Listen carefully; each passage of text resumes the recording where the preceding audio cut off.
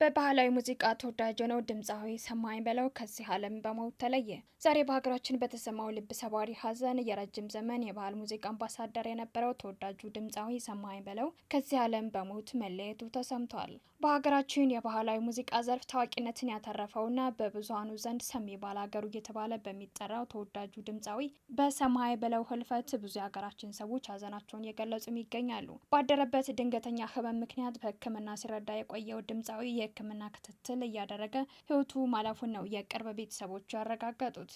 የኢትዮጵያን ባህል ወግና ታሪክ የሚያንጸባርቁ በርካታ የሙዚቃ ስራዎችን ለአድማጮች ተመልካቾች ያበረከተው ድምፃዊ ሰማኸኝ በለው በሙዚቃው ኢንዱስትሪ ውስጥ የራሱን ድንቅ አሻራ ጥሎ ማለፍ የቻለ አንጋፋ ከያኒም ነበር። የ14 ዓመት ልጅ እንደሆነ ሙዚቃን የጀመረው ሰማኸኝ በለው ባህሉን በጠበቀ መልኩ የሚሰራቸው የሙዚቃ ግጥሞች፣ ዜማዎችና እንዲሁም ደግሞ ሙዚክ ቪዲዮዎችም ይታወቃል።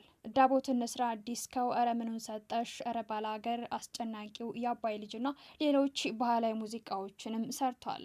በባህላዊ ሙዚቃዎች ዘርፍ በ9ኛው የኦዳ አዋርድ ላይ በባህላዊ ሙዚቃዎች ላይ ላደረገው አስተዋጽኦ ሽልማትም ተቀብሏል።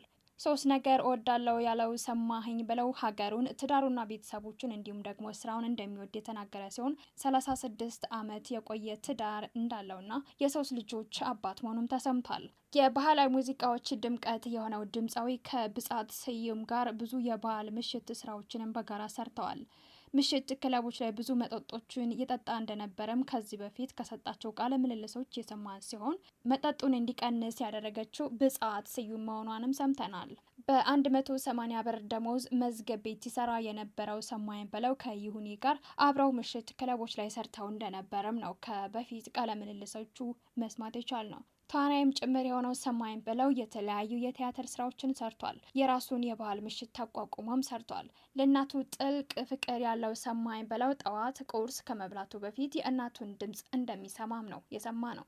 ድምፃዊ ሰማኸኝ በለው እንግዲህ ባለትዳርና የ3 ልጆች አባት እንደነበር ከቤተሰቦችም ለማረጋገጥ ችለናል። ለወዳጅ ዘመዶቹ እንዲሁም ደግሞ ለመላው የኪነ ጥበብ አድናቂዎች በሙሉ መጽናናትና ብርታትን እንመኛለን።